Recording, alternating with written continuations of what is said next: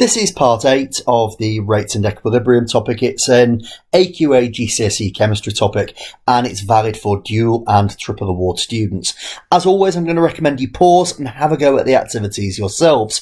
In this video, we're going to build on what we've seen with reversible reactions and introduce the concept of dynamic equilibrium. So we need to know how a reversible reaction in a closed system can be at equilibrium, and know how that we can change the composition of an equilibrium mixture by changing conditions. And in this particular video, we're going to look at changing concentration. So the first task here is to think about the words dynamic and equilibrium. We're going to look at what they mean specifically in the context of chemistry in a moment. But what do the words mean to you? Well, if you go to dictionary.com and look them up, you'll see that dynamic means vigorously active or forceful. You think of dynamic, you think about dynamism, people being on the go. And equilibrium, the definition there is a state of rest or balance. So we're going to come back to those terms as we go through the remainder of the video. We've got here an image of a man running up a down escalator. So the escalator is moving left to right and the man is running from the right to the left hand side. What part of that relates to dynamic? And based on the definition that we saw, we're thinking movement. And it's the movement of both the escalator and the person on the escalator. What aspect of this situation could relate then to equilibrium? We've got the movement, we've got the dynamism. What do we think might be happening with equilibrium? Well, if you look, it is a down escalator, so it's going in the opposite direction to the man. It's not the standard form, it's not the standard reason that we build escalators, but the man is running up the down escalator. So if there's an equilibrium that's reached, if they're going at the same speed, the position would not be changing at all. So, dynamic equilibrium. In a reversible reaction, we will reach equilibrium when there is no net change in concentration of reactants or products. However, it's a dynamic equilibrium because the forward and reverse reactions are both still taking place. And if it is an equilibrium and there's no net change, then that means that not only are the forward and reverse reactions happening, but they are happening at exactly the same rate.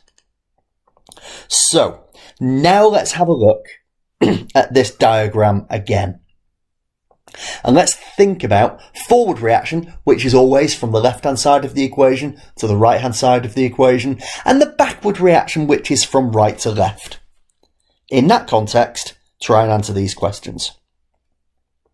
What does the escalator represent? Well, it's going from left to right. It's going down. So that's representing the forward reaction.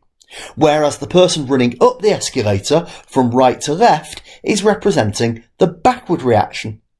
And at equilibrium, what would we assume about the position of the man if his speed was equal and opposite to the speed of the escalator? The position would remain unchanged. What part of that model shows us it's dynamic? There's a lot of repetition in this video because there's important points to get across. What part of the model shows us that it's dynamic? The person and the escalator are both moving. What can we assume about the relative speeds of the escalator and the person when equilibrium is reached? They're equal.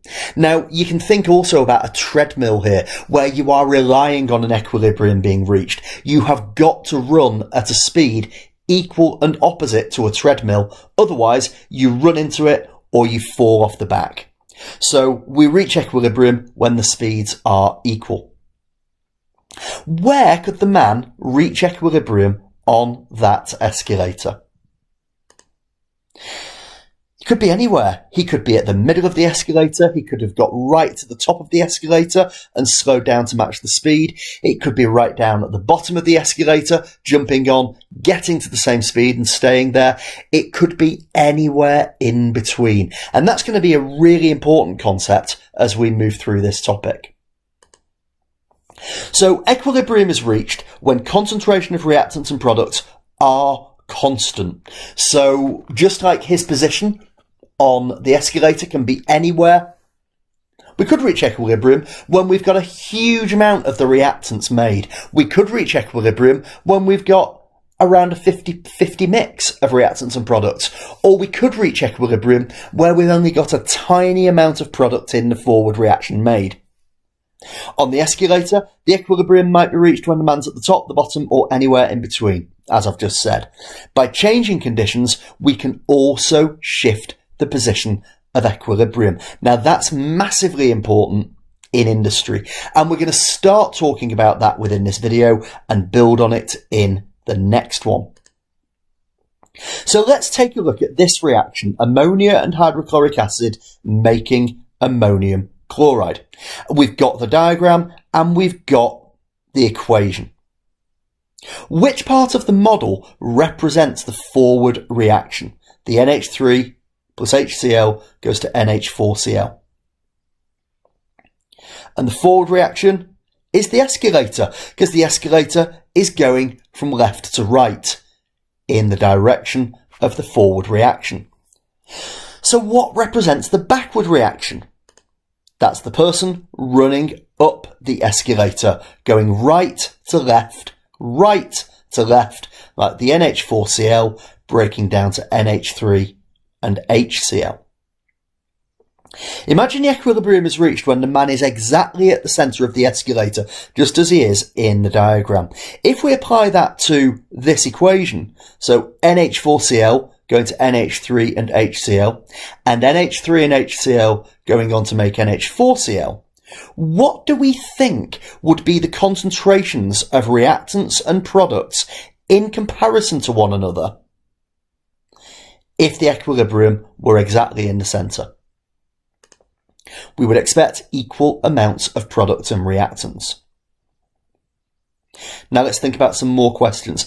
Imagine that the man has reached equilibrium right up at the top of the escalator, so on the left-hand side.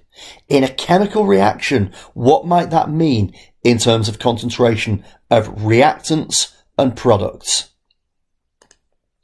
Well, he's on the left-hand side.